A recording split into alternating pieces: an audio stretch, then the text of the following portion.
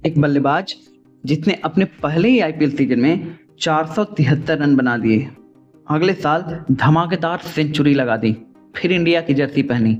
उस वक्त ऐसा लग रहा था कि देवदत्त पड्डीकल का करियर बस एक ही दिशा में जाने वाला है, ऊपर। लेकिन कुछ साल बाद वही बल्लेबाज आईपीएल में 5.43 के एवरेज तक पहुंच गया, इंडिया से बाहर हो गया, टीम्स बदलती रही और फिर जिस आरसीबी से उसने अपना आईपीएल करियर शुरू किया था, उसी आरसीबी में वह फिर से वापस आया। लेकिन यह वापसी सिर्फ घर लौटने की कहानी नहीं थी, क्योंकि वापस आया पड्डीकल पहले वाला पड्डीकल नहीं था। और आज श्रीलंका की जमीन पर लगातार 2 टेस्ट सेंचुरी के बाद यह कहानी एक और मोड़ ले चुकी है, क्योंकि शायद देवदत्त पड्डीकल की असली कमबैक स्टोरी अब शुरू हुई है। देवदत्त पटेल की कहानी आईपीएल से शुरू नहीं हुई थी। 2019-20 के विजय हजारे ट्रॉफी में कर्नाटका के लिए खेलते हुए उन्होंने पूरे टूर्नामेंट में 609 रन बनाए थे। यह उनका ब्रेकआउट डोमेस्टिक सीजन था। अब फ्रेंचाइज की नज़र इस लेफ्ट हैंडर पर पड़ी थी। आरसीबी ने उन्हें अपने साथ जोड़ लिया, लेकिन आईपीएल में मौका मिलना अलग बात है और उस मौके को सुपरस्टार में बदल देना अलग। 2020 में आरसीबी ने उन्हें ओपनिंग की जिम्मेदारी दी और पड्डीकल ने शायद खुद भी नहीं सोचा होगा कि शुरुआत इतनी बड़ी होगी। 473 रन और अचानक सबकी नज़र पड्डीकल पर। आईपीएल 2020 में पड्डीकल ने 15 मैच खेले थे और 15 मैच में कुल 473 रन बनाए थे। शुरुआत भी ऐसी कि हर मैच के साथ उनका नाम बड़ा होता गया। पहले 4 मैचेस में 3 50s, फिर पूरे सीजन में कंसिस्टेंसी और अंत में IPL emerging player of the year. RCB को एक नया ओपनर मिल चुका था, लेकिन पड्डीकल के लिए यह सिर्फ पहला चैप्टर था, क्योंकि 2021 में उन्होंने वो कर दिया जिसने उनके करियर को एक अलग लेवल पर पहुंचा दिया। राजस्थान रॉयल्स के खिलाफ 101 रन की वो पारी।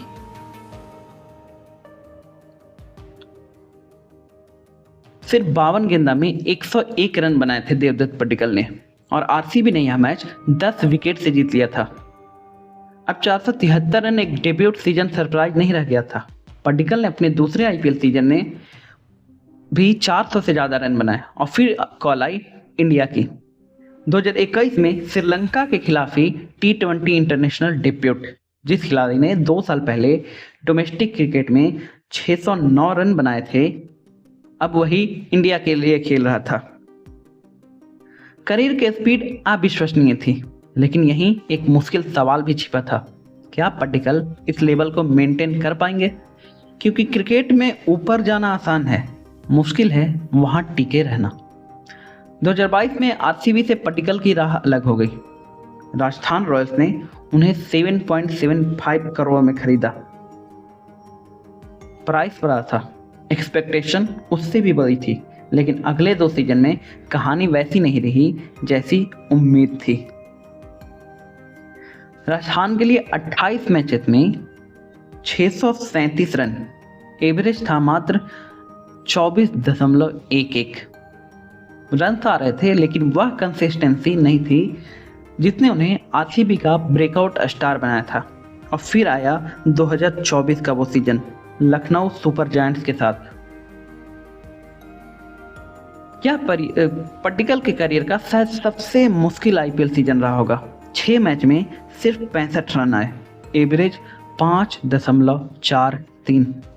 सोचिए, जिस खिलाड़ी ने आईपीएल करियर की शुरुआत ही 473 रन से की थी, उसका एवरेज अब 5.43 था। और यहीं से सवाल बदल गया। अब कोई नहीं पूछ रहा था कि पड्डीकल इंडिया के लिए कब रेगुलर होंगे। सवाल था कि क्या देवदत्त पड्डीकल फिर कभी अपना पुराना लेवल हासिल कर पाएंगे। इसी बीच उनके लिए एक और बात हुई। इंडिया ने फिर से अपना दरवाज़ा खोला। 2024 में इंग्लैंड के लिए धर्मशाला टेस्ट में देवदत्त पड्डीकल ने डेब्यू किया। डेब्यू इनिंग में ही 65 रन बनाए।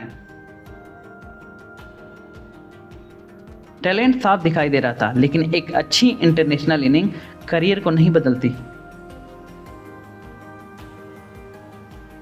पट्टिकल को फिर डोमेस्टिक क्रिकेट में लौटना पड़ा और शायद यही उनके करियर का सबसे इम्पोर्टेंट फेस बनने वाला था, क्योंकि अब उन्हें किसी को यह बताने की ज़रूरत नहीं थी कि वह टैलेंटेड है। उन्हें सिर्फ एक चीज़ साबित करनी थी, क्या वह लगातार रन बना सकते हैं। और फिर आया आरसीबी का कॉल 2025 में। 2025 का आईपीएल ऑक्शन, आरसीबी ने देवदत्त पड्डीकल को फिर से खरीद लिया। प्राइस था 2 करोड़। सोचिए, कुछ साल पहले राजस्थान ने उन्हें 7.75 करोड़ में खरीदा था। अब वही पट्टिकल का दाम कितना हो गया था? मात्र 2 करोड़। लेकिन शायद इस बार प्राइस से ज़्यादा महत्वपूर्ण था डेस्टिनेशन। वह वापस आ चुके थे आरसीबी में, उसी फ्रेंचाइजी में जहां उन्होंने 2020 में 473 और 2021 में भी धमाकेदार प्रदर्शन किया था। लेकिन इस बार आरसीबी ने उनसे पुराने पट्टिकल बनने को कहा ही नहीं। उन्हें एक नया रोल मिला, नंबर 3, और शायद यहीं से ट्रांसफॉर्मेशन शुरू हुआ। 247 रन, लेकिन एक अलग अंदाज में। 2025 में पट्टिकल ने आरसीबी के लिए 10 मैचेस खेले। 10 मैचेस में 247 रन। स्ट्राइक रेट था 150.61। यह वही पट्टिकल था जिसने कभी एलिगन क्लासिक ओपनर के रूप में देखा जाता था। अब वह ज़्यादा अटैकिंग क्रिकेट खेल रहा था, लेकिन तभी एक और सेटबैक। हैमस्ट्रिंग इंजरी ने उनका सीजन खत्म कर दिया। आरसीबी ने आखिरकार आईपीएल ट्रॉफी तो जीत ली, लेकिन पट्टिकल ट्रॉफी के निर्णायक फेज में मैदान पर नहीं थे। लेकिन पट्टिकल के लिए 2025 फिर भी महत्वपूर्ण था, क्योंकि उन्होंने एक चीज हासिल कर ली थी, वापसी का रास्ता। अब अगला सवाल था, क्या वह इस रास्ते पर आगे चल पाएंगे? फिर पट्टिकल ने आईपीएल से बाहर जवाब दिया। 2025-26 का डोमेस्टिक सीजन नंबर फिर बोलने लगे। रणजी ट्रॉफी में 543 रन, विजय हजारे ट्रॉफी में 725 रन, सैयद मुश्ताक अली ट्रॉफी में 309 रन। अब यह एक अच्छी इनिंग नहीं थी, एक अच्छा टूर्नामेंट नहीं था। लगातार 3 फॉर्मेट में रन थे, यानी पट्टिकल सिर्फ फॉर्म में वापस नहीं थे, वह अपने गेम को दोबारा बना रहे थे। और फिर आया 2026 में जब पट्टिकल ने अपना दूसरा वर्जन दिखाया, तो आरसीबी ने फिर नंबर 3 पर उन पर भरोसा किया। और शुरुआत में ही सनराइजर्स हैदराबाद के खिलाफ पट्टिकल ने एक ऐसी इनिंग खेली जिसने सबको रोक दिया। 26 बॉल में 61 रन, 21 बॉल में 50 थे इसमें। और फिर गुजरात टाइटंस के खिलाफ 27 बॉल में 55 रन। यह साफ था कि पट्टिकल वापस जरूर आए थे, लेकिन पुराने पट्टिकल बनकर नहीं, एक ज़्यादा अग्रेसिव पट्टिकल बनकर। और पूरे आईपीएल 2026 में 464 रन, स्ट्राइक रेट 168.73। अब कमबैक से बात नहीं रही थी, नंबर उसे साबित कर रहे थे, लेकिन असली परीक्षा अभी बाकी थी। आईपीएल में शानदार सीजन के बाद पट्टिकल को इंडिया के टेस्ट सेटअप में फिर से मौका मिला। श्रीलंका दौरा, और यह मौका उन्हें आसानी से नहीं मिला।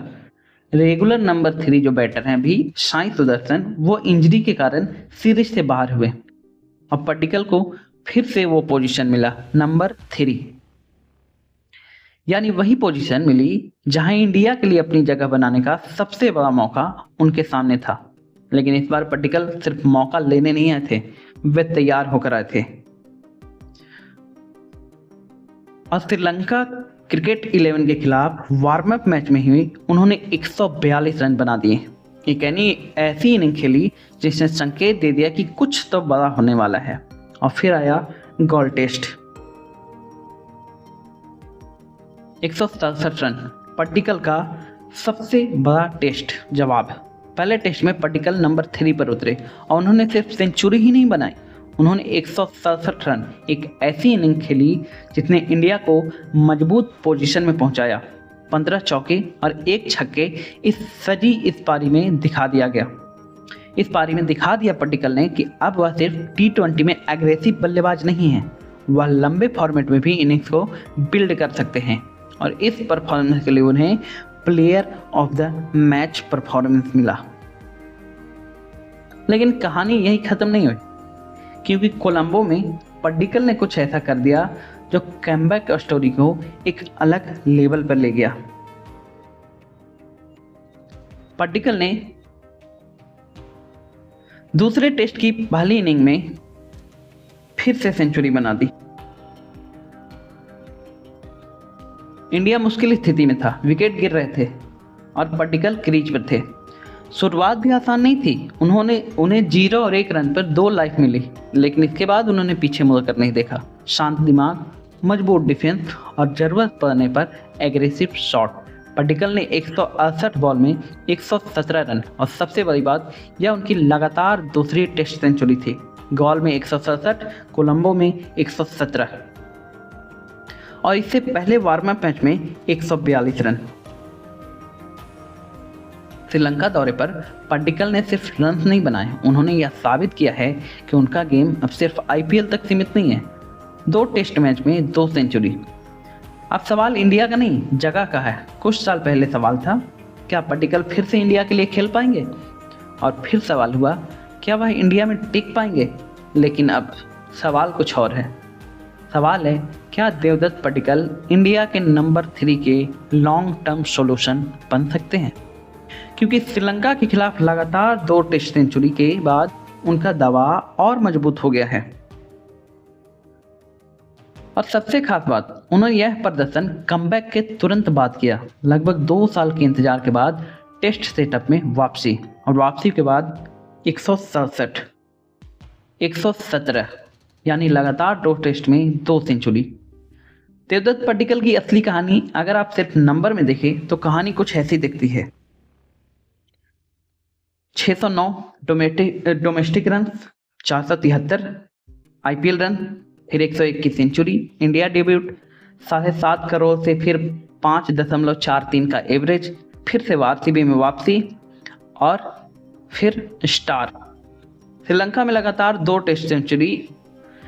लेकिन इन नंबर के बीच एक खिलाड़ी छिपा है, एक ऐसा खिलाड़ी जिसने बहुत जल्दी सक्सेस देखी, फिर वही सक्सेस खोई, टीम्स बदली, रोल बदला, होम बदला, इंजरी आई, इंडिया से बाहर हुए, फिर RCB में वापस आए और जब दोबारा मौका